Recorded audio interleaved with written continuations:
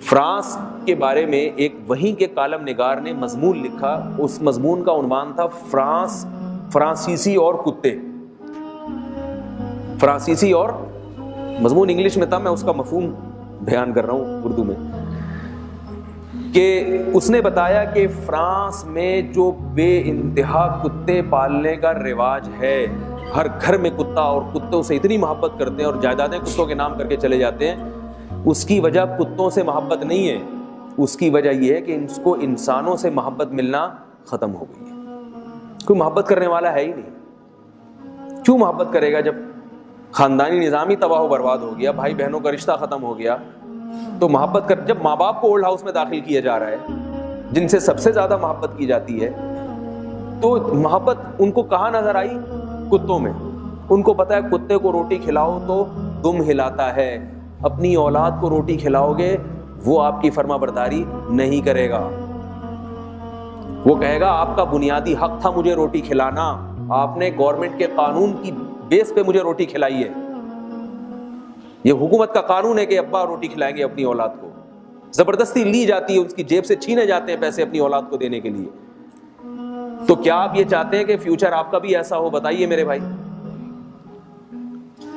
تو یقیناً یہ غلط ہے. اس پہ اور بھی بہت کچھ ہے کہنے کے لیے. خاندان میں کیا ہوتا ہے, انسان کیسے اس پہ ذمہ داریاں آتی ہیں, بھائی پہ بہنوں کی ذمہ داریاں آتی ہیں, تو وہ بہت ساری برائیوں سے بچا رہتا ہے. کہ میں ایسے لوگوں کو جانتا ہوں جب ان کی بیٹی پیدا ہوئی تو انہوں نے برائیوں سے توبہ کر لی, اپنی بیٹیوں کا خیال آیا. ایک شرابی آیا میرے پاس, وہ شراب پیا کرتا تھا, کہتا ہے میری جب شادی ہوئی اور میری بیٹی پیدا ہوئی تو میں نے شراب اسی دن سے چھوڑ دی ہے. کیوں؟ میں نے کہا کہ اگر میری بچی جوان ہوگی لوگ کیا کہیں گے, شرابی کی بیٹی ہے, میری بچی کا مستقبل تو تباہ ہو جائے گا. کوئی مکمل بچ جاتا ہے برائیوں سے, کسی کی برائیوں میں کچھ کمی آ جاتی ہے, لیکن یہ خاندان ہے جو انسان پہ پابندیاں لگاتا ہے اور بہت ساری برائیوں سے انسان کو روکتا ہے. اس پر بہت کچھ ہے کہنے کے لیے, لیکن میں بات کو سمیٹ رہا ہوں. تو میں صرف آپ سے ایک بات عرض کروں گا کہ بتاؤ یہ ہماری ذمہ داری ہے یا نہیں ہے کہ ہم اس فیملی سسٹم کو بچائیں؟ ذمہ داری ہے یا نہیں ہے؟ تو اب اس کو بچانے کے لیے ہمیں کیا کرنا ہے؟ تو اس کا آسان جواب یہ ہے کہ انہوں نے تباہ کرنے کے لیے جو کچھ کیا ہے نا, آپ اس کا الٹ کرنا شروع کر دیں تو بچنا شروع ہو جائے گی.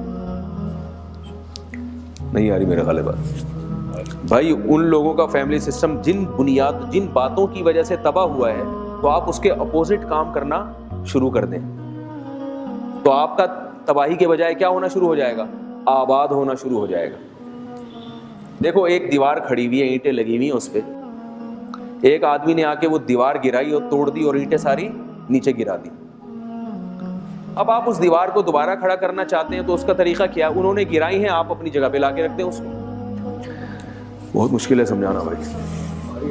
میں نے سنا تھا لاہور کے لوگ بہت سمجھدار ہوتے ہیں, بہت مشکل ہے سمجھانا. نہیں آ رہی سمجھ میں؟ اگر سمجھ میں آئی ہوتی نا آپ کے, تو پھر ابھی میرا بیان سننے کے بعد جا کے اس کو فالو کرنا شروع کر دیتے, مگر آپ ان باتوں کو فالو نہیں کریں گے. آپ وہی کریں گے جو آپ کے ابا کہہ رہے ہیں, جو آپ کی اماں کہہ رہی ہیں, جو آپ کے گھر والے کہہ رہے ہیں, جو لاہور والے کہہ رہے ہیں. کریں گے نہیں آپ. ہم 15-16 سال سے چیخ رہے ہیں مگر ہمیں عمل کرنے والے لوگ نظر نہیں آتے, وہی باتیں شروع کر دیتے. تو آپ نے ان کے بالکل کیسے چلنا ہے؟ ان کے خلاف چل رہا ہے. انہوں نے خاندانی نظام کو تباہ کرنے کے لیے کیا کیا؟ پہلے میں آپ کو بتاؤں یہ تباہی شروع کہاں سے ہوئی ہے. وہ لوگ بھی ایسے نہیں تھے, پہلے ان کا بھی بڑا مضبوط فیملی سسٹم ہوا کرتا تھا. آج سے 100 سال پہلے لندن میں اور جو جرمنی اور فرانس کے آپ حالات پڑھیں تو بہت زبردست ان کا نظام تھا. انہوں نے کیا کیا؟ ان کو بیوقوف بنایا یہودیوں نے. قرآن مجید میں اللہ نے یہودیوں کے بارے میں کہا کہ ہم نے اہل یہود سے وعدہ کیا تھا کہ اگر تم تقوی کی زندگی اختیار کرو گے جعلناکم اکثر نفیرا, ہم تمہاری آبادی بڑھا دیں گے. آبادی بڑھتی ہے تو چچا ماموں بھی بڑھ جاتے ہیں, پھپھیوں کی تعداد بڑھ جاتی ہے, خالاؤں کی تعداد اگلی نسل میں بڑھے گی نا وہ خود بخود. کیا خیال ہے بھائی؟ آپ کے 2 بچے ہوں گے تو جب ان بچوں کے بچے ہوں گے تو ان بچوں کے کتنے ماموں ہوں گے؟ ماموں تو ہوگا ہی نہیں.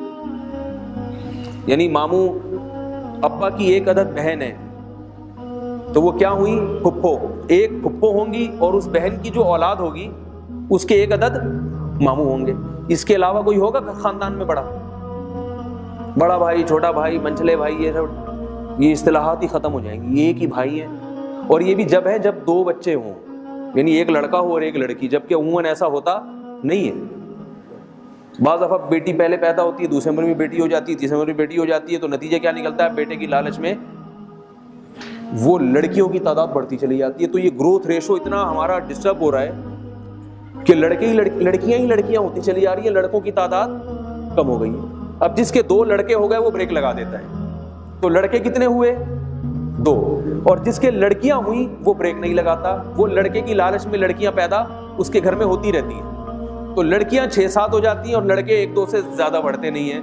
تو کیسا عجیب نظام ہو گیا کہ نہیں ہو گیا, کہ وہ لڑکیوں کی تو بھرمار ہو گئی اور لڑکے, تبھی لوگ پریشان ہیں, رشتے ہی نہیں مل رہے, رشتے ہی نہیں ہو رہے. وظیفہ بتا دیں, اب قریب رسالوں والوں سے رابطہ کرا دیں ہمارا, اور فلانے سے بتا دیں. میں کہتا ہوں بھائی, میرے پاس جب لڑکیوں کے والدین کے فون آتے ہیں بیٹی کے لیے رشتہ بتا دیں, میں کہتا ہوں آرڈر پہ بنوانا پڑے گا بندے مارکیٹ میں ہیں ہی نہیں تو کہاں سے لائیں.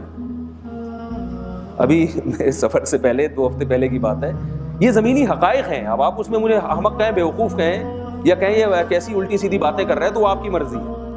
لیکن گراؤنڈ ریئلٹیز جو ہوتی ہیں نا, ان کو تسلیم کرنا پڑتا ہے. اس کے خلاف آپ چلیں گے تو مار کھائیں گے مزید.